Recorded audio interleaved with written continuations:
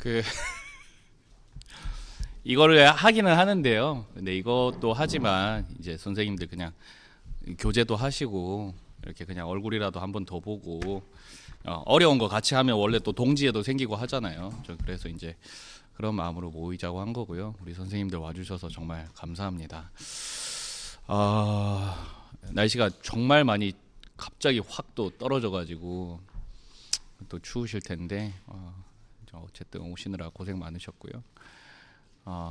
먼저 요거에 어쨌든 그냥 목표는 간단하게 말씀드리자면 우리가 교사 이전에 신자로서 좀 트레이닝 되고 그런 것들이 이제 자연스럽게 우리의 어떤 교육과 또 우리의 사역에 있어서도 또 여러 가지 고민을 좀 하면서 했으면 좋겠어 가지고 이 과정을 같이 하자고 좀 이렇게 요청을 드렸고요. 또 이 요청에 뭐 어떻게 보면 다소 무리하게 느껴지실 수도 있을 것 같은데 그럼에도 불구하고 잘 와주셔서 정말 감사합니다. 오늘은 OT를 하고요. 일과를 후다닥 끝내보도록 하겠습니다. 9시 안으로는 끝내겠습니다. 예.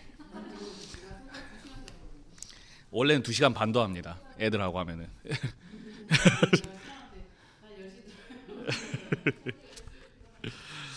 네. 그렇게는 못할 것 같고요. 네. 이 책에 책 설명을 먼저 구성을 먼저 설명드릴게요. 요걸로 진도를 나가는 거고요. 요 1, 2, 3권 붙어 있는 거. 1권 주제 다르고 2권 주제 다르고 3권 주제 다르지만 종합적인 주제는 같습니다. 그리고 책 2권을 드렸죠, 제가. 믿고 싶지만 믿어지지 않는 이에게 그리고 훈련이라는 책 2권이 있는데요.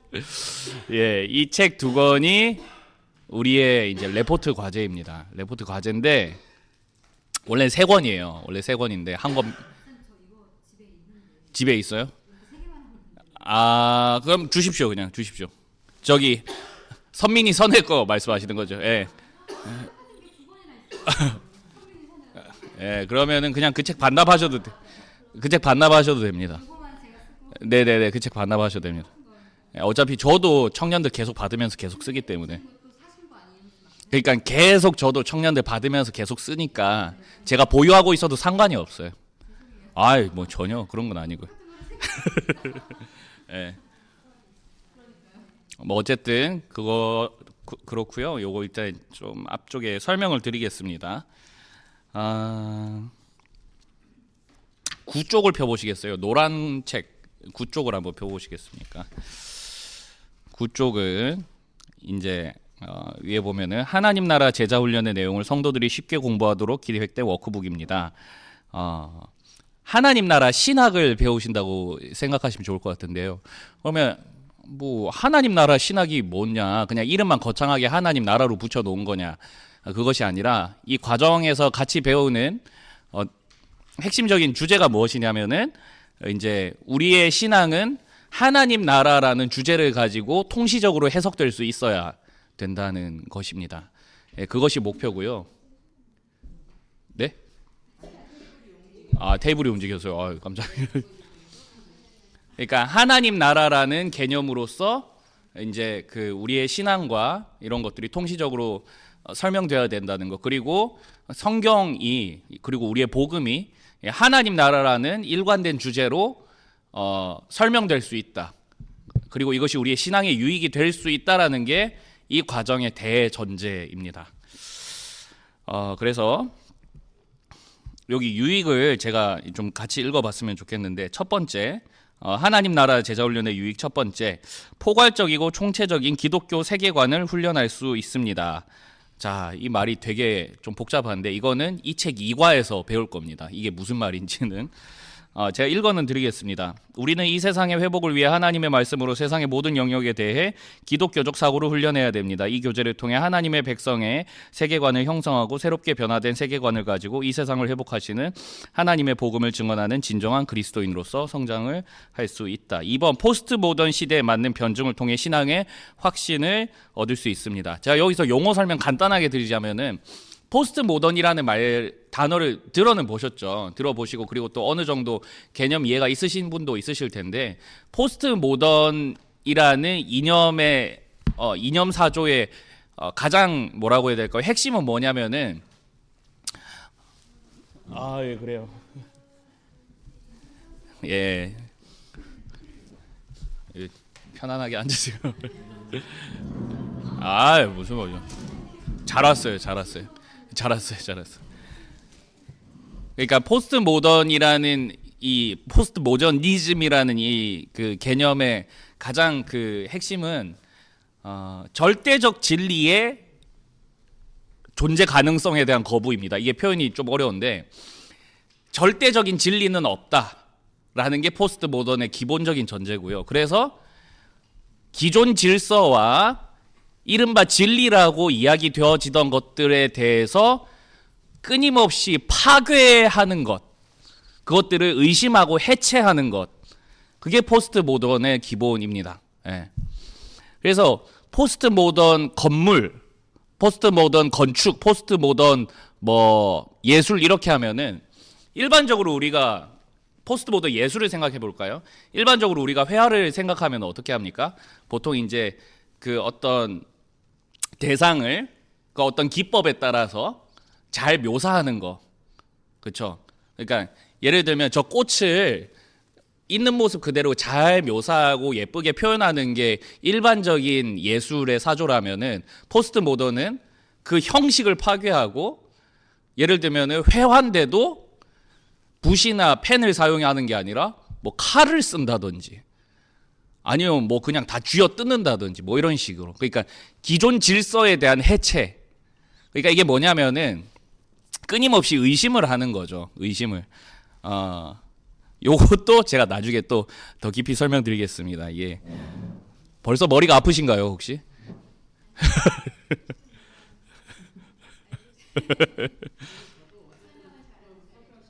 예.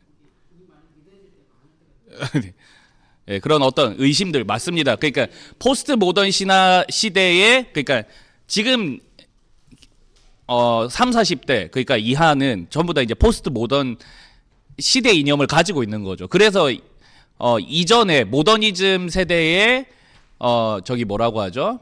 성도들은 신이 있다는 걸 당연한 개념으로 생각을 했다는 거예요. 그러니까 죽음 이후의 세계에 대해서 당연히 아무도 의심하지 않았어요. 그래서 7, 80년대 대한민국 교회가 폭발적으로 부흥 성장을 할 때에 예수 믿으면 천국 갑니다. 이 한마디로 전도가 됐던 거예요. 왜냐하면 죽음 이후의 세계를 그 누구도 의심하지 않아요. 이거는 아주 오래된 거의 인류의 역사만큼이나 오래된 사후세계라는 개념이 있으니까. 그런데 포스트 모던 시대를 통과하면서 사람들이 사후세계에 대해서 의심을 하고 그러니까 이제는 예수 믿으면 천국 갑니다라는 말로는 전도가 안 되는 시대가 온 거죠. 예. 그런데 이런 시대에 맞는 변증을 통해 신앙의 확신을 얻을 수 있다. 예. 어느 시대나 신앙에 관한 변증이 필요합니다. 변증은 이 세상을 살아가는 우리 스스로에게 일어나는 신앙에 대한 의심을 해소시키는 것이며 나아가 기독교가 전하는 복음이 세상이 제시하는 대안과 비전을 선포하는 과정입니다. 이 길을 통해 유련 진리인 복음에 대한 도전들에 대해 답할 수 있는 건강한 그리스도인으로 성장할 수 있습니다. 3번 복음을 실제화하는 삶의 방식을 훈련할 수 있습니다. 이 제자훈련 과정의 가장 큰 목표는 무엇이냐면 저는 물론 우리 선생님들이 이미 그걸 너무 훌륭하게 잘하고 있다고 생각을 하는데 저는 어떤 도전을 드리고 싶냐면 삶과 신앙의 불일치의 극복입니다. 그러니까 단순히 그리스도인이라고 해서 성품적으로 착하고 물론 이것도 중요하지만 혹은 어떤 도덕적으로 일반 세속에 있는 사람들보다 좀 더 높은 도덕적 관념을 가지고 있어서 기준을 가지고 있어서 착하게 살아갈 수는 있겠죠. 그런데 우리도 어떤 선택을 예를 들면은 사업을 구상한다든지 아니면 자녀 양육의 파트라든지 아니면은 우리 청년들 같은 경우에는 결혼의 영역에 있어서 그런 것들을 선택할 때마다 우리가 다 성경적으로 하지는 않죠, 사실은. 예. 때로는 세상의 여러 가지 이야기들과 판단과 이해와 경험들을 동원을 하잖아요. 근데 제가 그것을 싸그리 무시하는 게 아니라 거기에서 문제는 무엇이냐면은 때때로 하나님의 말씀을 벗어나는 어떤 그런 영역들이 우리 세대 가운데 만연해 있다는 거죠. 제가 이게 자주 드는 예시인데 저는 이제 청년들을 주로 양육하다 보니까 딩크족이라는 말 들어보셨죠? 딩크족이 뭡니까? 애는 안 낳고 사는 거잖아요. 근데 안녕하십니까? 저기 안주를 성경적인 관념에서, 그러니까 여기 이 과정에서 우리가 배우는 것이 뭐냐면은, 일단 노란 책만 드리시죠. 이 과정에서 우리가 배우는 게 뭐냐면은, 성경은 우리의 삶의 모든 영역을 전부 다 해석할 수 있다. 복음이 해석하지 못할 영역은 없다라는 거거든요. 근데 이제 예를 들어서입니다. 그 성경이 이야기하고 있는 가정관은 무엇입니까? 남녀가 부모를 떠나서 한 몸이 되어서 생육하고 번성하여서 후손을 이렇게 낳는 거죠. 이 후손을 낳는다는 게 단순히 어떤 가정의 번영을 이야기하는 게 아니라, 이게 결국은 하나님 나라의 언약 백성을 많이 만들어야 된다, 이런 개념이거든요. 그래서 우리가 유아 세례도 주는 게 그런 이유에서 주는 건데, 그런데 그리스도인 청년들도 결혼을 하면서 자녀를 낳는 것을, 물론 그 안에 있는 아주 세밀한 또 이런 뭐라고 해야 될까, 또 배려와 그 어떤 그 고민의 과정들을 우리가 무시할 수는 없지만, 그러나 다만 우리 단순히 이런 거죠. 우리는 나의 가정의 행복을 위해서 아이를 낳지 않겠다, 혹은 경제적인 자유와 그리고 우리 부부의 행복을 위해 자녀를 낳지 않겠다. 세상에선 엄청나게 합리적인 거로 보이거든요. 제가 생각하는 TV에서 봤던 제일 비겁한 변명이 뭐였냐면은, 우리는 성숙하지 않기 때문에 자녀가 나오면은 자녀가 너무 고생할 것 같아서 아이는 행복하게 자라야 되니까 우리는 자녀를 낳지 않겠습니다라고 얘기하는 제가 어떤 배우를 봤어요. 겉으로 보기에는 되게 어린이를 배려하는 것 같지만, 근데 우리의 관점에서, 성경적 관점에서, 아니 막말로 누가 온전한 다 준비된 상태에서 자녀를 낳는 가정이 어디가 있겠어요? 자녀를 낳으면서 성장을 하는 거고, 자녀를 키우면서 가정의 의미를 발견하게 되고 나의 의미도 발견하게 되고, 이런 식인 거잖아요. 근데 그런 것들을 거부하는 세대가 이 세대라는 거죠.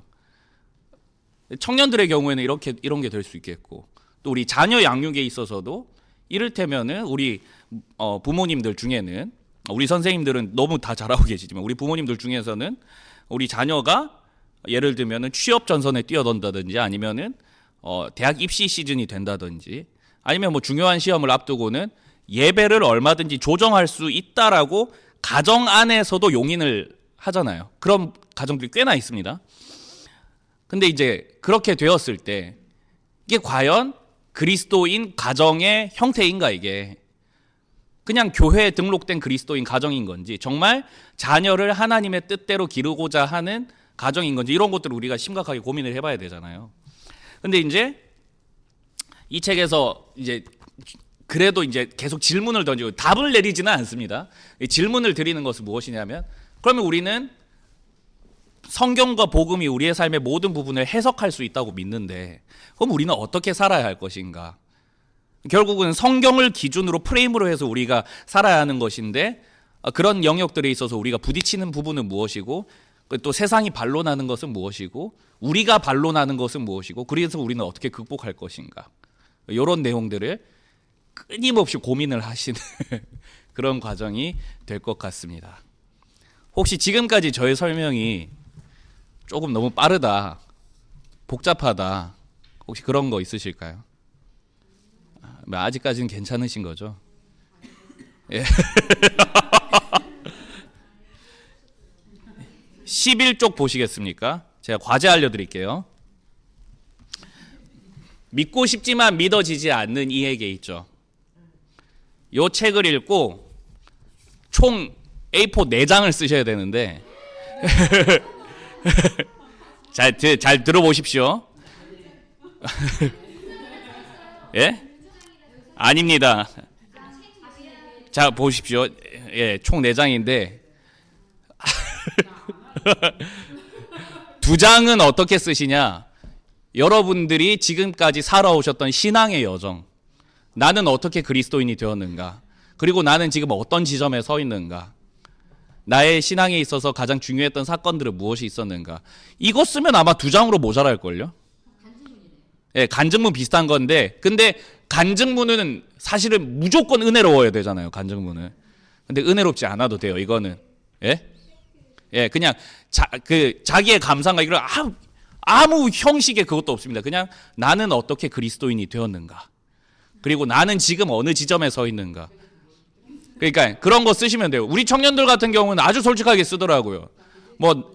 임원 리더 하는 애들도 아직도 나는 잘 모르겠다. 내가 어떻게 살아야 되는지 모르겠다. 성경대로 사는 게 뭘까? 뭐 이런 식으로 써서 낸 애도 있어요.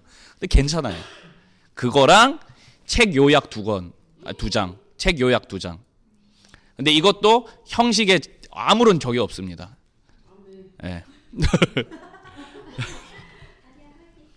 근데 요거를 언제까지 내시냐면은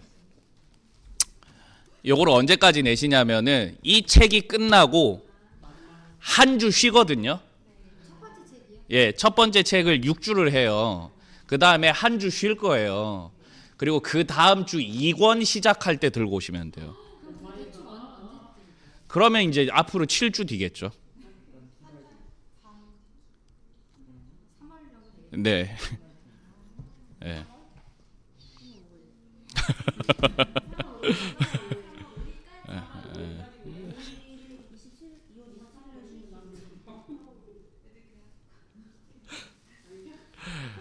그리고 그 다음에 훈련이라는 책이 있어요. 훈련 책 줘 보시겠어요? 예. 이거는 진짜 나 욕 먹을 수도 있을 것 같은데. 제가 분량을 줄여 드릴게요. 이거는 원래 이것도 4장이에요. 원래 이것도 4장인데 우리 제가 선생님들 원망을 들으면 안 되니까 책 요약을 한 장으로 해오세요. 예, 책 요약을 한 장으로 해오시고, 그리고 2장은 뭐냐면은 여기에 이제 우리의 신앙에 필요한 훈련의 과목들이 이렇게 돼 있거든요. 뭐 환경, 상처, 분노, 근심, 신뢰, 순종, 인내, 섬김, 용서, 담대함, 교배. 요것들 책 요약하는데 A4 한 장 하시고요. 진짜 간단하게 하셔도 됩니다. 진짜 간단하게. 그리고 2장은 뭐냐면은 요 훈련의 영역들을 읽으시면서 나에게 가장 필요한 훈련은 뭘까?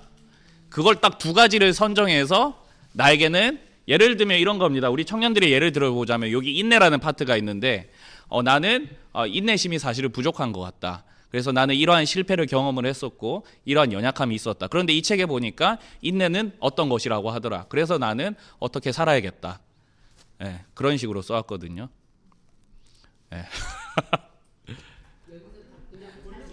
예. 예.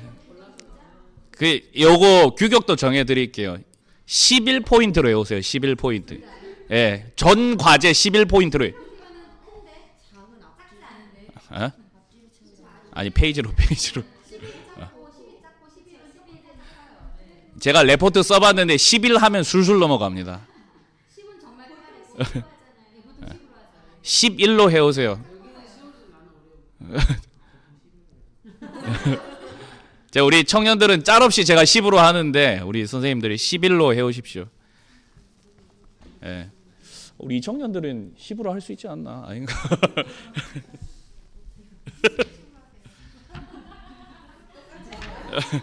예. 자, 다 아시겠죠? 그리고 네, 이거 뭐 아니요, 그게 아니라 그 훈련 과제는 똑같이 3권 시작할 때 들고 오시면 됩니다. 네, 똑같이 3권을 시작할 때. 예. 그리고 원래는 이거 시험도 봐요. 원래는 시험을 봅니다. 그건 시험은 모든 과정이 싹 다 끝났을 때. 그리고 제가 예상 문제집 30문제짜리 주거든요. 예, 거기서 10문제 중에 6문제 맞으면 패스, 이런 식으로 해요.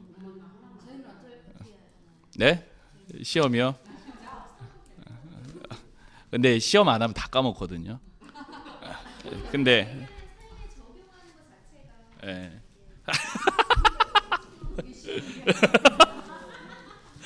제가 선생님들 하는 거 보고 판단하겠습니다. 그러면 봤는데 계속 제가 똑같은, 사실 이게 15조짜리인데 거의 똑같은 내용을 제가 거의 바리에이션만 15번 바꿔가지고 귀에 피가 나도록 얘기를 하는 거예요. 근데 이제 계속 물어봤는데 계속 모른다. 그러면 이제 시험을 치는 거고요.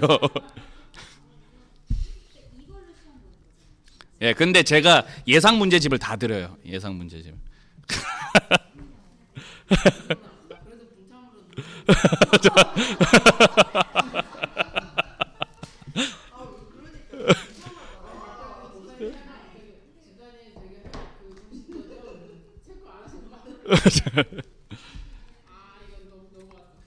네.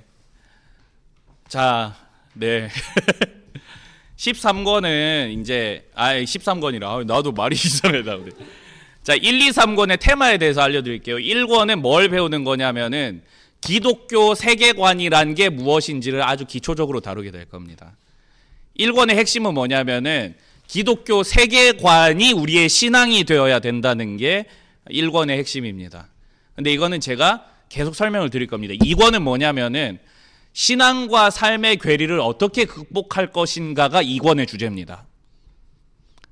그리고 3권은 하나님 나라 신학을 성경은 어떻게 보증을 하고 있는가, 성경에서는 어떻게 이야기를 하고 있는가, 그 이야기를 할 겁니다. 그래서 3권은 좀 빠르게 넘어가는 거는 이유가 뭐냐면은 1권, 2권을 하면서도 계속 성경 이야기를 하거든요. 그래서 3권에서는 사실 총정리의 느낌이에요. 예. 너무 두려워하지 마십시오. 나 이거 다음 주에 막 한 명 막. 자, 1번 복음이란 무엇인가? 예. 마태복음 13장 44절 함께 읽어보겠습니다. 시작. 사람이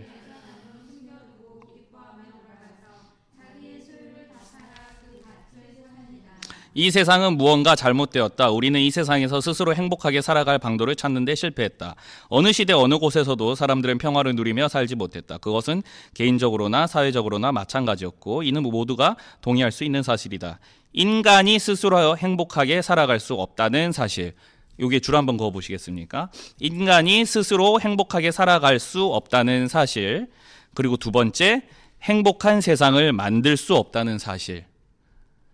이게 복음이 필요한 이유입니다. 이 책에서는 여러분 저를 한번 보시겠습니까? 복음이 왜 필요하다고 생각하십니까? 자, 그런데 요 과정에서 설명하는 복음의 필요성은 뭐냐면은 행복하기 위해서입니다. 행복하기 위해서. 행복하기 위해서인데, 자, 그런데 봅시다. 단순히 행복하다는 게 우리가 감정적으로, 정서적으로 고양되고 즐겁고 행복한 것을 의미하는 것인지, 좋은 것을 의미하는 것인지 아닌지는 좀 이따 살펴볼 텐데요. 먼저 답을 드리자면은 행복하다는 것, 즉 우리에게 복이 필요하다는 건데, 이 복이 인간을 살리기도 하고 죽이기도 하는 그런 아주 중요한 요소라는 것을 좀 이따가 한번 설명을 하고 나누게 될 것입니다. 자, 한번 넘어가 보도록 하겠습니다. 자, 인류에게는 복음이 필요합니다. 자, 이 일과의 내용을 잘 기억하시면서 이제 복음을 전하실 때도 한번 그러니까 예수를 아예 모르는 사람에게 복음을 이렇게 전할 수도 있겠구나라고 생각을 하시면서 한번 보시면 좋을 것 같습니다. 인류에게는 복음이 필요합니다. 자, 여기서 복음이라는 말의 이 의미가 중요한데, 복음이 헬라어로 유앙겔리온이에요. 유앙겔리온. 이 신약 성경에서 예수 그리스도의 복음, 예수님의 복음이라고 할 때 유앙겔리온 크리스토스, 그러니까 예수님의 유앙겔리온이라고 하는데, 이 유앙겔리온이라는 말이 원래 어떤 의미로 쓰이던 단어였냐면은 황제들에게 쓰이던 단어였어요. 로마 황제들한테. 정확하게는 이제 그 로마의 황제였던 아우구스투스 황제가 태어났을 때, 그러니까 옛날에는 왕들이 태어난 거 하면은 굉장히 막 신화적으로 막 이렇게 묘사를 하잖아요. 그러니까 왕이 태어났던 소식, 아우구스투스 황제가 왕으로 이렇게 태어났던 이야기가 이 로마 시민들에게 유앙겔리온일시다 하면서 이렇게 사람들에게 알려졌던 거예요. 예를 들면 또 이 아우구스투스 황제가 어떤 전쟁에서 승리를 했다. 그럼 승전보가 막 이렇게 도시에 울려 퍼지겠죠. 그럼 승리의 전령이 나타나서 도시에 뭐라고 하냐면은 아우구스투스 황제의 복음이요 이렇게 하면서 딱 온 거예요. 이 말은 무엇이냐? 그러면 유앙겔리온이라는 단어에 이 함축되어 있는 이 개념은 뭐냐면은 어떤 한 지역과 공동체에 유익이 되고 그들을 견인해 나가는 아주 뭐라고 해야 될까요? 아주 유익이 되는 스토리라고 해야 될까요? 아주 그리고 좋은 소식. 유앙겔리온 사실 이게 굿뉴스란 뜻인데 원래 이런 의미로 쓰였던 거예요. 그러니까 왕이 무엇인가를 해서 당신들이 이렇게 잘 된 겁니다라고 했을 때 유앙겔리온이라는 표현을 썼다고요. 복음이라는 단어를 썼다고요. 자, 그런데 이 복음이 세속에서 쓰이던 단어죠. 그러니까 로마 사람들한테 우리 이렇게 로마가 번영을 이루고 이렇게 로마가 잘 살고 있을 수 있는 거는 우리 아우구스투스 황제가 태어났기 때문이고 우리 아우구스투스 황제가 전쟁에서 이겼기 때문이구나. 그냥 그렇게 생각을 했던 거예요. 그렇기 때문에 이 사람들에게 복음은 결국 뭐냐면은 아우구스투스 황제가 전쟁을 얼마나 잘하는가, 나라를 얼마나 정치를 잘하는가, 이런 걸, 그거에 따라서 이 사람들의 라이프 스타일과 어떤 삶의 수준이 결정이 되는 거죠. 자, 그러면 요런 관점에서 본다면은 지금 이제 그 개념을, 복음이라는 개념을 가져오면은 인간에게는 좀 이따 배울 텐데 필연적으로 태생적인 어떤 결핍이 있어요. 그 결핍에 대한 주제를 다룬 게 이제 요한복음이거든요. 예. 그 가나의 혼인잔치에 뭐가 결핍됐어요? 포도주가 결핍되었는데 예수님이 오셔서 포도주를 채워주시죠. 예. 예수님이, 근데 이제 그 당시 사람들에게는 이 포도주라는 게 당연히 예수님의 피와 보혈을 상징하는 걸 알고 있기 때문에 그 당시 독자들에게는 잔치가 끊어진 인생 가운데에 예수라는 분이 오셔서 피를 채워주시는구나, 피로써 이 잔치를 이어가게 하시는구나, 이 결핍이라는 주제를 채워주는 게 요한복음에 자주 등장을 하거든요. 자, 그럼 다시 돌아와서 이게 말이 계속 새는데 인간에게는 어떤 필연적인 결핍이 있어요. 여기서 얘기한 거 뭐냐면은 행복에 대한 결핍이 있다고요. 행복에 대한 결핍. 누구나 행복하게 살고 싶어 해요. 그리고 행복한 세상을 만들고 싶어 해요. 그렇죠? 인간이라면 응당. 그래서 정치가들은 정치 철학으로, 자 봅시다. 정치가들은 자신의 통치 체제를 통해 더 나은 세상이 구현되고, 원래 정치의 목적이 뭡니까? 우리나라 정치 보면 사실은 이권 싸움의 양상이 많지만 원래 정치라는 것의 기본적인 목표는 뭐예요? 그 국가 안에 있는 사람들에게 더 나은 삶을 보장해 줄 수 있도록 하는 어떤 시스템을 만드는 것. 그게 정치의 목적이잖아요. 그래서 정치 체제나 정치 시스템으로 더 나은 세상을 구현하려고 했습니다. 그리고 보통 이런 것들은 철학자들에 의해서 작업이 일어나거든요. 철학자들이 맨날 앉아서 무슨 생각하냐면 어떻게 하면 인간이 인간답게 살 수 있을까, 막 이런 생각을 한 거예요. 그래서 제일 최대한 행복이라는 게 총량이 있다면은 가장 많은 사람들이 가장 많은 행복을 누리면은 그게 가장 큰 행복이겠구나. 그래서 뭐 공리주의 이런 게 나오는 거예요. 최대 다수의 최대 행복. 뭐 그런 것들을 생각을 했던 거죠. 자, 그런데 한번 보겠습니다. 저를 한번 보시겠습니까? 정치가 우리 삶에 완전한 행복을 가져다 줄 수 있습니까? 그게 역사적으로 증명된 사례가 있습니까? 한번 보겠습니다. 어떤 사람이 이런 생각을 하는 거예요. 세상을 보니까 이 세상에 많은 불행한 사람들이 있는데 이 불행한 사람들이 불행한 이유가 뭔고 하니 대부분은 노동자들이고 소수의 부르주아들이 자본을 잡고 있구나.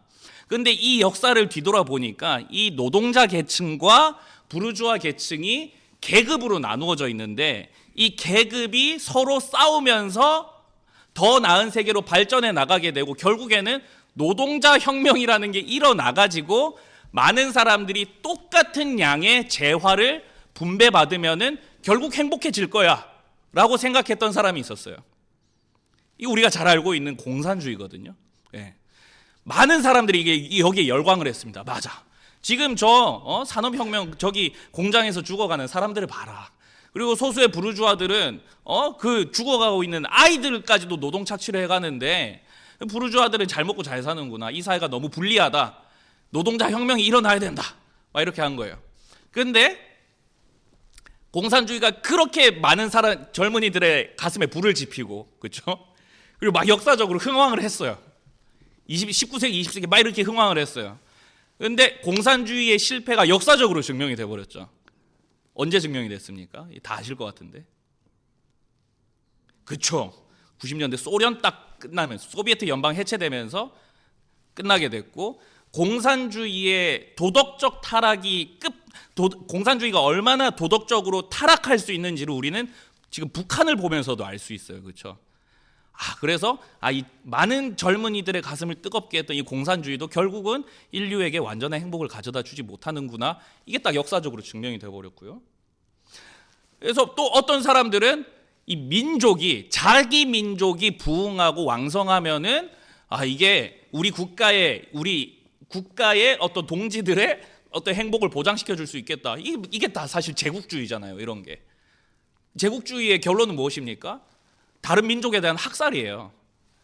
우리가 히틀러를 보면서 알게 되는 것처럼 그런 식이었고. 자, 그러면 다시 돌아와서, 그럼 자본주의는 지금 우리가 살아가고 있는 대한민국의 어떤 근간을 이루는 자본주의와 자유민주주의는 우리에게 완전한 행복을 가져다 줄 수 있느냐? 제 생각인데, 그냥 제 생각입니다. 정치적 발언 아니에요. 공산당보단 조금 나은 것 같아요. 근데 여전히 문제가 많아요. 그렇죠?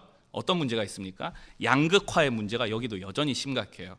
자본주의의 목표가 어쨌든 그 재화 분배 이 도표를 어쨌든 다이아몬드형으로 맞추는 게 이제 목표라고 저는 알고 있는데, 가면 갈수록 이게 피라미드화가 돼 가버리죠, 사실은. 못 사는 사람들 정말 많아지고. 여전히, 그리고 자본주의의 승리는 결국 그러니까 자본주의 사회에서 영웅이 되는 사람들은 어떤 사람들입니까? 엘리트고 자수성가한 사람들이에요. 우리 시대의 대한민국의 영웅들 생각해 보면은 이병철, 정주영 이런 사람들, 전 세계 시장으로 살펴보면 스티브 잡스 이런 사람들 다 기업가들이거든요. 그러니까 자본을 많이 모을 수 있는 사람들. 그런데 그러면 자본주의 사회에서 성공의 척도가 그것이라면 그 자리에, 그 고지에 오를 수 있는 거 정말 몇 명 안 되잖아요. 근데 지금 우리 대한민국 사회도 그렇고 전 세계적으로 보면은 자본주의를 표방하는 국가 안에서 여전히, 그러니까 모든 책임을 개인한테 다 떠맡기잖아요. 개인의 생존과 개인의 번영에 대한 책임을 개인한테 다 떠맡기다 보니까 태생적으로 그 고지에 올라설 수 없는 핸디캡을 가지고 태어난 사람들이 있어요. 예를 들면은 장애인이라든지, 장애인들이 못하다 이런 게 아니라 정말 핸디캡이 있잖아요. 그런 사람들은 장애인이라든지, 아니면은 어떤 정신적인 어떤 지체가 있다든지, 아니면은 정말 뛰어넘을 수 없는 어떤 그런 불우한 가정의 어떤 환경 속에 태어난 사람이라든지, 그렇잖아요. 그러니까 제가 드리고 싶은 말씀은 뭐냐면, 많은 사람들이, 심지어 지금도 교회 안에 있는 많은 성도들도 하나님을 믿는다고 하고 하나님이 우리의 삶의 주인이라고 얘기하지만, 꽤나 많은 분들이 정치가 우리를 구원해 줄 수 있을 거라고 믿는 분들이 되게 많은 것 같아요. 특히 총선 시즌, 대선 시즌이 되면 막 강론이 펼쳐집니다. 어떤 후보는 이렇고 저런 후보 이렇고, 마치 그 후보가 당선되는 것이 하나님의 뜻인 것처럼 이야기하시는 분들도 엄청 많아요. 전 많이 봤습니다. 어떤 후보가 가는 길을 예수님이 가는 길과 같다 이렇게 얘기하는 사람도 봤어요. 저는 100% 동의, 100%가 아니라 정말 0% 동의였는데, 그런데 그렇게 진짜로 많이 생각을 하잖아요. 예를 들면은 내가 지지하는 정당 후보가 당선되는 것뿐만 아니라 내가 정말 싫어하는 정당에 있는 후보가 당선이 되면 우리나라가 망할 것처럼 생각하는 사람들 있습니다. 교회 안에도 그렇게 많이 생각을 해요. 많이 하는 것 같아요. 그러나 우리 기독교인들이, 그리스도인들이 진짜 이야기해야 될 것은 무엇이냐면은, 이 나라와 이 민족은 하나님이 책임지시고 우리의 삶 역시 하나님이 책임져 주시고, 어떤 문제가 있든지 하나님 안에서, 복음 안에서 답이 될 수 있다라는 걸 우리가 보여줘야 되는데, 교회 안에 있는 그리스도인들마저도 정치의 노예가 되어 있는 경우가 굉장히 많죠. 그리고 세력화돼서 정치화를 이루는 교회도 있고요. 이게 참 비극적인 것 같습니다. 그렇죠. 네. 근데 생각보다 이게 저는 이제 작년 세대들뿐만 아니라 우리 청년 세대들 중에 그런 청년 되게 많더라고. 청년들도 난 모르겠어. 그러니까 1, 2청 그러니까 청년 세대를 보면요. 이게 그러니까 정치에 관심이 있어야죠, 당연히. 근데 정치가 하나님보다 그들한테 더 가까운 구원이 되는 거죠. 어떤 정당의 어떤 정책이 하나님의 말씀보다 더 가까운 어떤 자신들의 구원, 자신들의 해방으로 여기고 뭐 그런 사람들 꽤나 많이 있는 것 같습니다. 자, 근데 봅시다. 벌써 너무 길어졌는데. 하지만 세상의 정치가들과 철학들을 통해서 더 나은 세상은 아직 안 온 것 같습니다. 그렇죠? 오히려 인간의 문제는 스스로 해결할 수 없다는 사실만 분명해졌죠. 왜요? 계속 실패하니까요. 제시되었던 것들이 계속 실패하고 어떤 한계를 드러내니까요. 제가 여기서 말하는 어떤 더 나은 세상이라는 것은 온전히 완벽히 나은 세상을 이야기하는 겁니다. 우리에게는 진정한 복음이 필요합니다. 이 복음은 스스로 해결할 수 없는 인간의 문제를 해결할 수 있는 것입니다. 성경은 이 복음을 소개합니다. 내가 복음을 부끄러워하지 아니하노니 이 복음은 모든 믿는 자에게 주시는 하나님의 능력이 됨이라. 자, 한번 봅시다. 그러면 이 이야기 잠깐 나눠볼까요? 이 세상에 복음이 어떤 부분에서 필요한 것 같으세요? 그렇습니다. 이거 나중에 2권에 가면은 요런 거를 이제 정치, 사회, 경제, 문화, 스포츠, 예술 요거 모든 걸 다 생각을 해볼 거예요. 왜냐하면 정치, 사회, 경제, 문화, 예술, 스포츠, 가정 여기에 소속 안 된 분 하나도 없거든요. 그 이야기를 왜 하냐면은 우리 선생님들의 직장을 생각해 보시고 우리 선생님들의 가정을 생각해 보시고 우리 선생님들의 인간 관계를 생각해 보시라는 거예요. 거기에 유사복음이 틈탄 영역들이 있는가 없는가 그런 것들을 고민해 보고 진짜 하나님의 복음이 그 안에 들어가서 이제 이 과정에서는 하나님의 복음을 하나님의 통치라고 설명을 하거든요. 하나님이 다스리시는 게 들어가야 된다. 그 이야기를 하는 겁니다. 자, 인간은 세 가지 본질적인 문제를 행복하게 살 수 없습니다. 자, 먼저 인간은 행복하게 살고 싶은데 행복하게 살 수 없다는 게 역사적으로 증명이 됐어요. 그렇죠? 그러면 이제 왜 인간은 행복할 수 없을까? 스스로 행복해질 수 없을까를 이 과정에서는 인간은 본질적인 세 가지 문제를 가지고 있기 때문에 그러니까 인간 자체가 문제여서 그게 불가능하다라고 이야기를 합니다. 그럼 이 세 가지가 뭐냐? 행복해질 수 없는 인간이 행복해질 수 없는 세 가지 원인. 첫 번째 뭐냐면은 본질적인 외로움입니다. 이거 같이 읽어보겠습니다. 16페이지 시작. 인간은 하나님의 형상으로 창조되었습니다. 그러므로 인간은 하나님과 교제하며 살아야 하는 존재이며 동료 인간들과 사람이 교제 안에서 살아야 하는 존재입니다. 네, 여호와 하나님이 이르시되 사람이 혼자 사는 것이 좋지 아니하니 내가 그를 위하여 돕는 배필을 지으리라. 요 잠깐 설명을 드리자면 요거 빈칸이 있죠. 이거 매주 숙제인데요. 여기에 성경을 좀 적어 오세요. 그 과에다가 이거는 정말 얼마 안 됩니다. 이거 성경 쓰는데 10분도 안 걸려요.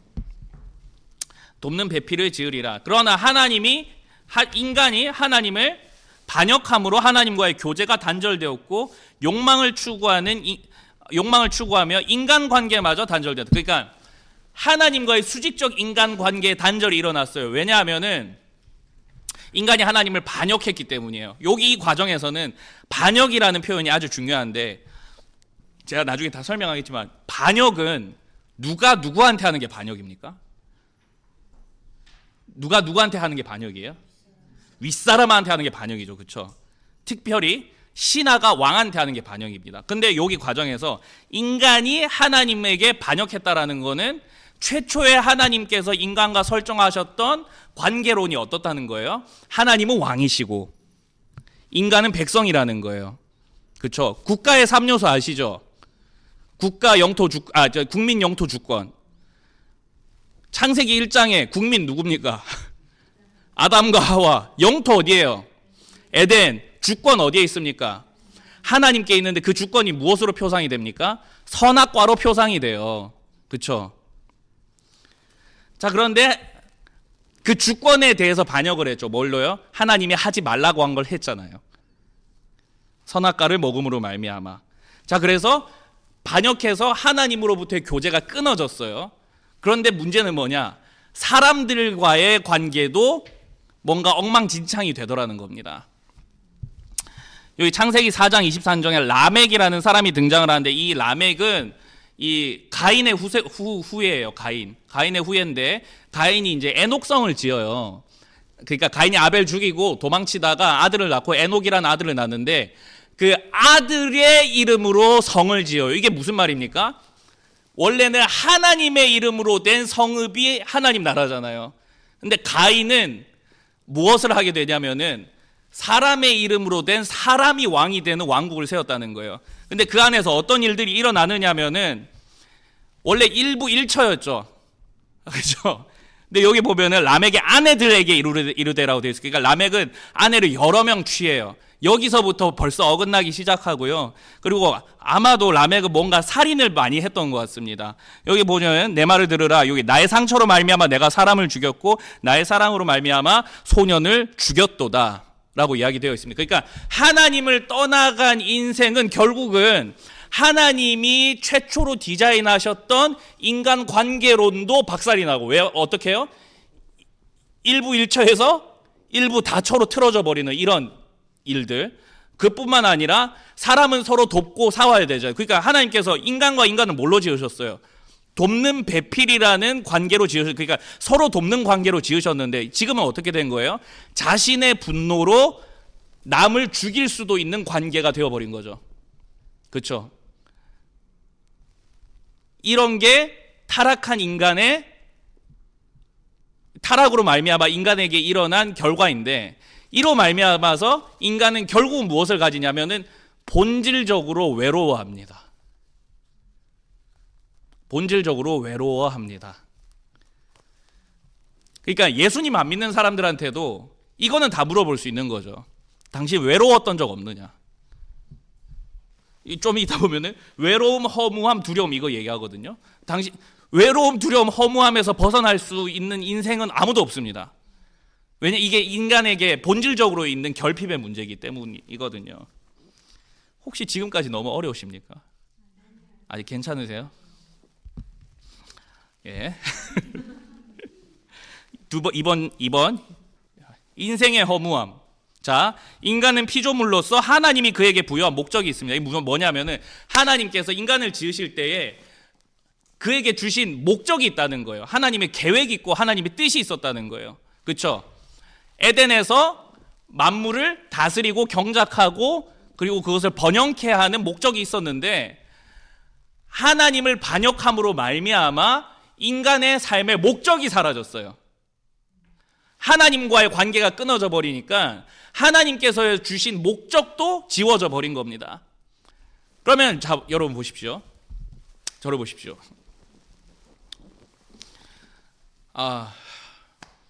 청소년기에 방황해 보셨습니까?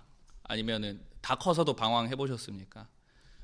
다들 다 올곧게 사셨어요.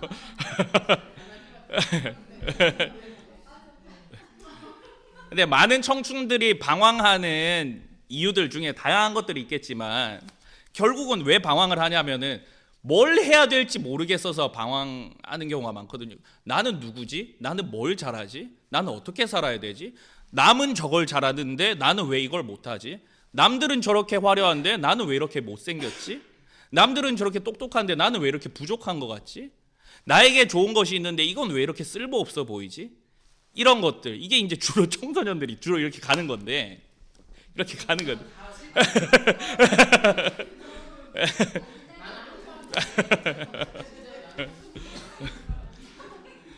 근데 이제 그런 것들이 이제 쌓이다 보니까 인생이 허무해진다는 거예요. 왜냐하면은 내 인생에 목적이 없는 것 같거든요.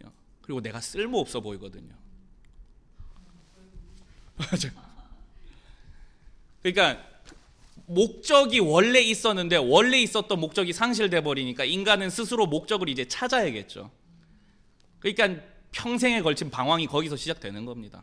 사람이 죄인이기 때문에, 방황의 원인도 사람의 죄인이기 때문이에요. 그래서 인간은 스스로 목적을 찾아가요. 조금 괜찮은 사람들은 이제 뭘 하는 거예요? 그래도 성숙해야 되는 사람들은 뭔가 노력이라도 해봐서 뭔가 남겨야겠다 뭐 이렇게 가지만 결국 그것도 허무하거든요.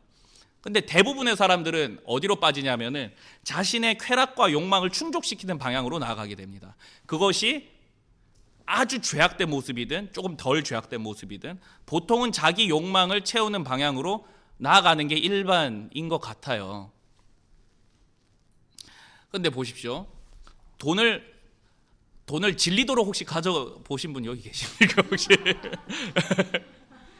그렇진 않더라도 예를 들어서입니다. 저는 아직 젊어서 신발 사는 걸 좋아했어요. 요새는 안 사는데 신발 사는 걸 되게 좋아했어요. 그래서 신발을 이렇게 막 인터넷으로 마음에 드는 게 있으면은 뭐 인터넷으로 찾아도 보고 제일 싼 곳도 가보고 그리고 또 뭐 어디 가서 신어도 보고 뭐 이런 걸 되게 좋아했단 말이에요. 자, 그런데 신발을 그 고대하던 신발을 샀습니다. 그날 기분이 정말 끝내줘요. 막 이렇게 막 신지도 않아. 어디 뭐 이렇게 뭐 신발장에 넣어두지도 않아요. 뭐 어디 잘 보이는데 둬요. 보고 그 다음 날부터 신는 건데 그 좋은 기분이 일주일도 안 가요. 예. 우리 선생님들 머리 새로 하시면은 그 기분 좋은 거 며칠 가십니까? 아직까지 좀 업이 돼 있으세요? 머리 때문에 업이 돼 있으세요? 그래요. 너무 좋으신 것 같은데. 자본주의 사회에서 가르치는 스트레스 해소법의 일반적인 게 이제 뭡니까? 저도 마찬가지지만 소비주의죠. 결국에는 내가 뭘 더 사야 되고 뭘 가져야 되고. 그런데 그게 오래 안 가죠. 그렇죠. 보통은. 그런데 이제 또 우리 지금 뭐 논란은 많지만은 뭐 연예인들 마약 이야기 이런 거 많이 하잖아요. 연예인들이나 기업가들이나 왜 마약이나 이런 좀 극단에 있는 쾌락에 치우치게 될까? 뭐 그런 걸 좀 생각을 해보면은 좀 대충 감이 잡히지 않습니까? 그 사람들이 뭐 돈이 아쉬운 사람들입니까? 뭐 주거가 아쉬운 사람들입니까? 뭐가 아쉬운 사람들이겠습니까? 물론 자신의 어떤 자아실현과 어떤 이런 것들에 대해서는 어려움이 있을 수는 있겠지만 물질적으로는 부족함이 없단 말이에요. 그럼 그 사람들이 취할 수 있는 소비주의 사회에서 취할 수 있는 쾌락의 극단은 또 결국 무엇입니까?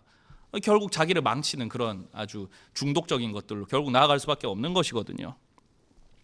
3번 미래 좀 빨리 넘어가겠습니다. 미래에 대한 두려움. 자, 인간은 피조물이기 때문에 스스로 필요한 것을 공급할 수 없고 오직 하나님의 복 안에서 필요한 모든 것을 채울 수 있습니다. 이게 무슨 말인지 알겠습니까? 사람은 스스로 자신의 생존에 필요한 복을 채울 수 없다. 여기 복을 동그라미 한번 보시겠습니까? 복. 이 과정에서 복은 어떤 개념이냐? 적으십시오. 피조물의 실존에 필요한 모든 것입니다. 피조물의 실존에 필요한 모든 것. 이게 복입니다. 여기서 그러면 여러분들 동교 형제는 새끼 밥만 잘 먹으면 돼? 아니지. 정서적인 만족도 있어야 되고 그리고 우리 무엇보다도 영적인 만족이 있어야 되잖아요. 이런 것들의 모든 복들이 하나님으로부터만 주어졌어요. 원래 인간은 피조물이니까. 근데 인간이 하나님을 반역함으로 말미암아 하나님께로부터 오는 복이 단절돼 버렸어요. 그래서 이 과정에서는 죽음을 복의 결여라고 설명을 합니다. 하나님으로부터 오는 복들이 전부 다 끊어졌어요. 근데 여기서 문제는 뭐냐? 창조주의 하나님을 반역함으로 미래를 살아갈 때 필요한 것들과 더불어서 내세도 몰라요. 죽어서 어떻게 되는지도 감당을 못하는 거예요. 자, 전도서 말씀을 보니까 인간에게는 누구에게나 영원을 사모하는 마음이 있다고 그렇게 설명이 돼 있더라고요. 인간에 대한 설명을 그렇게 하고 있는데 그러니까 인간은 초월적인 세계, 영적인 세계에 대한 감각을 본능적으로 가지고 있어요. 내세가 없다는 개념은 등장한 지 100년도 안 된, 한 100년쯤 된 개념밖에 안 돼요. 그렇죠? 인류의 역사와 내세에 대한 관념은 늘 함께 해왔어요. 왜냐하면 그게 인간이 본능적으로 알고 있는 거니까. 그런데 내세에 어떻게 될지 아무도 몰라요. 그래서 두려워합니다. 사람은 누구나 죽음 앞에서 두려움을 느낍니다. 왜냐하면 죽어서 어떻게 되는지를 몰라서요.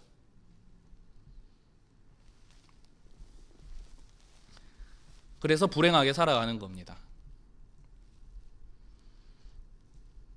자, 인간이 완전히 행복해질 수 없는 세 가지 요소. 첫 번째, 본질적인 외로움. 두 번째, 인생의 허무함. 세 번째, 미래에 대한 두려움.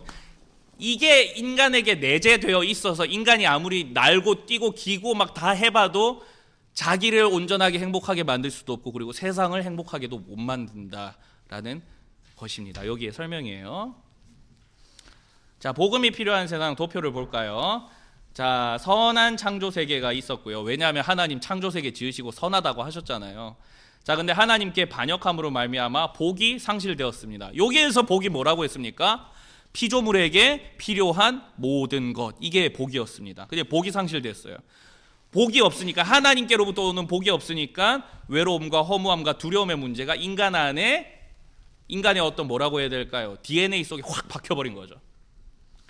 그리고 이렇게 부족한 인간들이 서로 부대끼며 살아가다 보니까 지금 이 세상 속에는 다양한 결핍들이 발생하게 되는 겁니다. 자, 3번입니다. 세 가지 문제의 원인은 무엇이냐면 하나님의 통치로부터 벗어났기 때문이라는 거예요. 자, 여기 하나님의 통치. 그래서 이 과정 이름이 하나님 나라 제자 훈련이에요. 복음을 뭐라고 설명하냐면요, 좀 이따 설명해 드릴게요. 사람들이 이 문제의 원인들을 스스로 찾을 수 없습니다. 그래서 계시를 통해서 문제의 원인을 밝혀주고 어떻게 해결할 수 있는지를 알려주셨습니다. 자, 보십시오. 인간 스스로는 어떻게 행복해지는지도 모르고, 그리고 자신에게 있는 두려움, 외로움, 허무함을 설명하지도 못해요. 내가 왜 이런지도 몰라요. 그럼 인간 스스로 알 수 없다면은 인간 외부에서 그 정보가 주어져야겠죠. 이게 뭐냐면은 하나님의 말씀이라는 겁니다. 인간 외부, 그러니까 초월적으로 계시된 하나님의 말씀. 인간 외부에서 주어진 하나님의 말씀. 우리 안에서는 답을 못 찾고 하나님께서 성경 저자들을 통해서 우리에게 알려주시는 거죠. 성경을 보니까 너희가 왜 불행하느냐, 너희가 죄 때문에 그런 거야.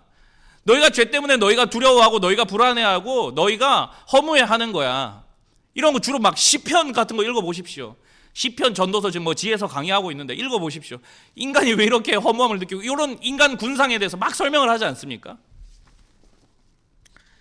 제가 화를 왜 내는지 모르겠는데 제가 이렇게 한 2시간 반 합니다, 청년들하고. 자, 근데 이제 성경은 이 모든 문제의 원인들이 인간이 뭐로부터 벗어났기 때문이다? 하나님의 통치로부터 벗어났기 때문이다. 그러면 하나님의 통치로부터 벗어난 건 한 글자로 뭡니까? 그러면 이게 죄입니다. 그러니까 죄의 본질은 뭐냐? 나쁜 짓 하고 악하게 살고 나쁜 생각하고, 이것도 맞는데 죄의 본질은 뭐냐? 하나님의 통치에서 벗어난 겁니다. 그게 죄입니다. 인간은 하나님을 떠나 반역의 삶을 살아가려고 했습니다. 이것이 죄의 본질입니다.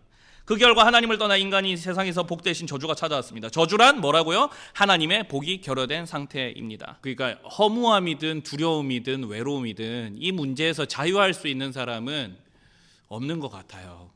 심지어 저와 선생님들 같이 하나님을 아는 사람들이라고 할지라도 이것들이 우리에게 이렇게 뭐라고 해야 될까요?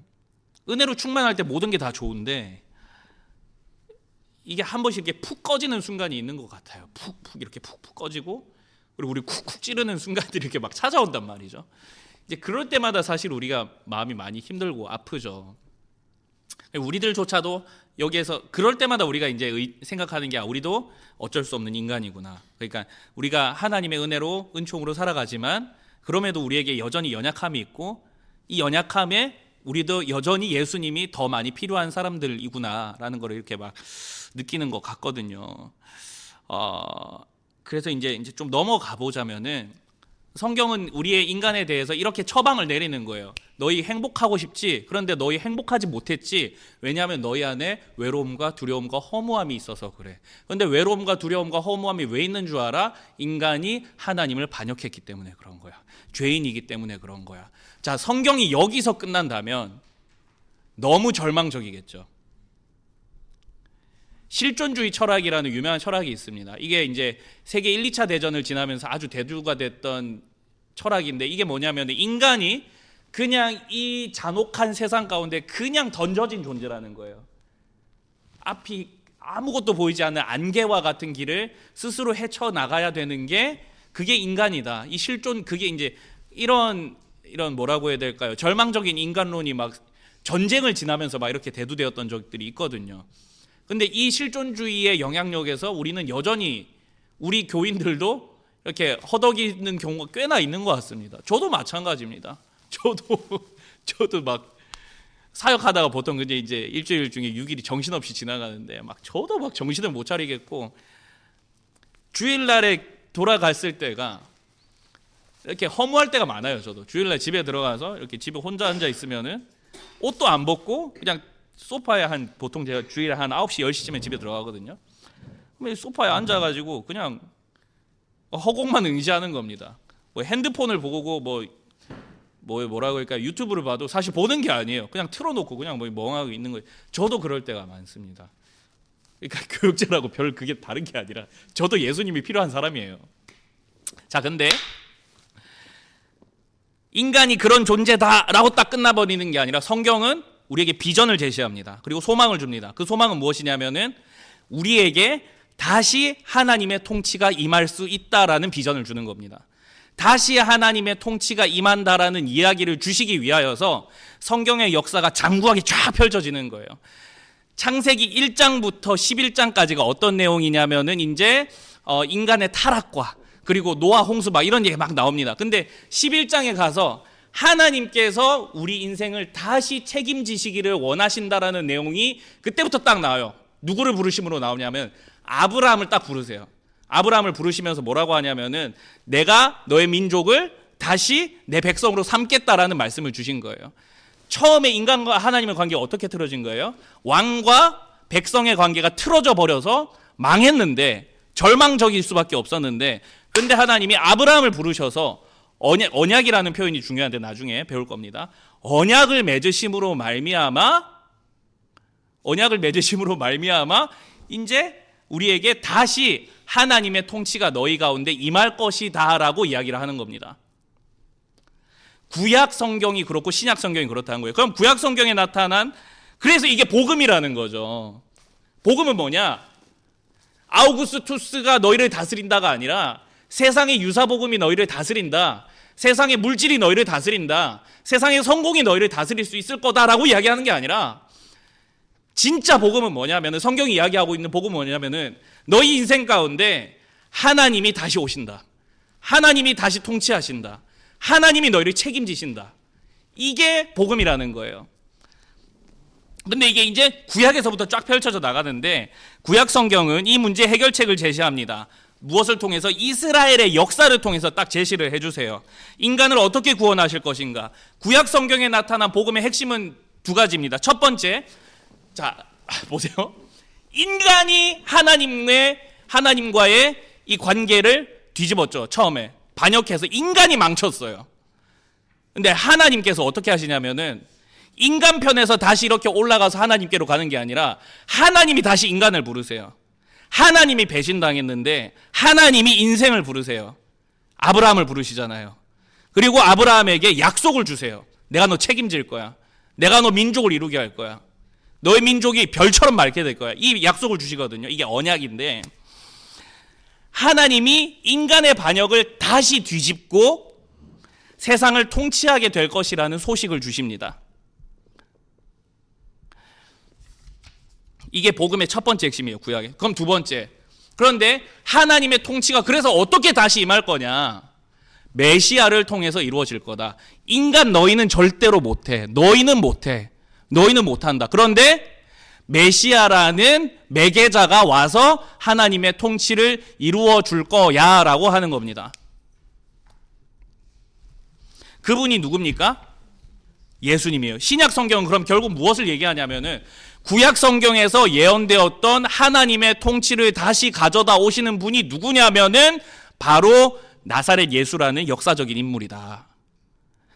그가 십자가에서 죽으시고 부활하심으로 말미암아 너희에게 있는 죄의 문제, 너희에게 있는 결핍의 문제를 전부 다 해결하셨다. 이제 예수님을 믿기만 하면 하나님 나라의 백성이 다시 되고 하나님의 통치를 다시 받고 너희의 결핍은 채워지게 되고 하나님께서 너희 인생을 책임지실 것이고 너희를 행복하게 만들어질 것이고 그리고 더 놀라운 비전은 무엇이냐면 그 너희를 통하여서 하나님의 나라를 이 땅 가운데 만들어 갈 거다. 이게 신약의 비전이에요. 그렇죠? 구약의 약속은 무엇입니까? 옆에 도표를 보겠습니다. 저기 예수께서 이루신 복음. 복음은 예수 그리스도를 통해 성취될 하나님 나라에 대한 소식입니다. 예수께서는 세상에 오셔서 하나님 나라를 선포하셨습니다. 맞아요. 예수님께서 처음으로 사역을 시작하셨을 때 마태복음에 보니까 이렇게 되어 있어요. 회개하라. 천국이 가까웠다라고 얘기해요. 근데 여기 천국은 죽어서 가는 천당 개념이 아니에요. 죽어서 가는 천당 개념은 사실은 많은 부분 불교적 개념이에요. 그렇죠? 성불한다고 하잖아요. 근데 여기서 말하는 이 하나님 나라 천국은 뭐냐면은 이 마태복음이 유대인들을 위한 책이잖아요. 유대인들은 하나님의 이름을 함부로 얘기 안 하죠. 십계명 때문에. 그래서 하나님에 대한 완곡 표현으로 하늘이라고 했어요. 하늘. 그러니까 회개하라 하늘들의 나라거든요. 거기 원어로 보면 하늘들의 나라는 결국 무엇이냐면은 회개하라 하나님의 나라가 너희에게 임했다라는 거예요. 하나님의 나라가 너희에게 임했다. 누구를 통해? 나 예수를 통해. 내가 이제 하나님 나라가 어떤 곳인지를 보여줄게. 그래서 예수님 어떤 사역하십니까? 예수님이 병자를 고치시죠. 병자를 고치심을 통해 뭘 보여주세요? 하나님 나라에는 이제는 병든 자가 없다. 하나님 나라를 가르쳐 주시죠. 천국은 마치 감추인 보화와 같으니. 천국이 어떤 나라인지 보여주십니다. 그렇죠?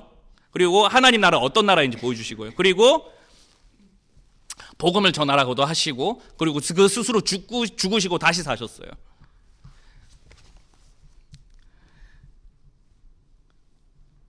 자, 하나님 나라의 복음은 예수 그리스도께서 십자가에 달려 죽으시고 부활하셔서 예수를 주로 영접하는 자의 죄를 사하여 하나님의 백성이 되게 하시고 성령으로 이 땅을 통치하고 다스림으로 인간의 모든 문제로부터 이 세상을 회복하시고 이 생에 복을 주시며 죽음 이후에 영원한 생명을 주신다는 소식입니다. 결론적으로 하나님 나라 복음은 예수께서 죽으시고 다시 살아나셨다. 여러분, 구원은 그러면 무엇입니까?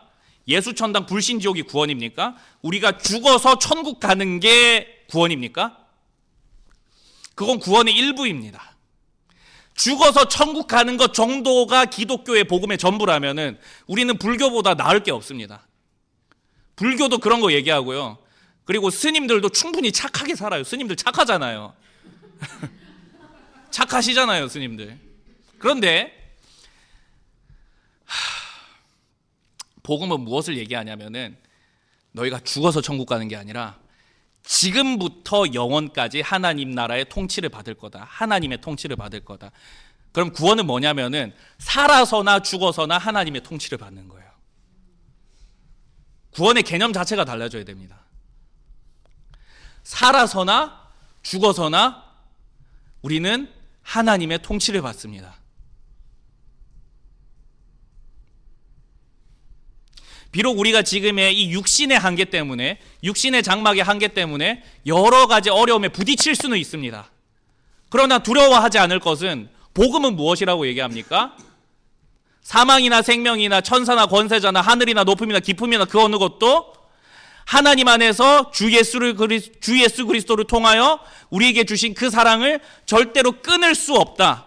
하나님이 우리를 끝까지 책임지신다.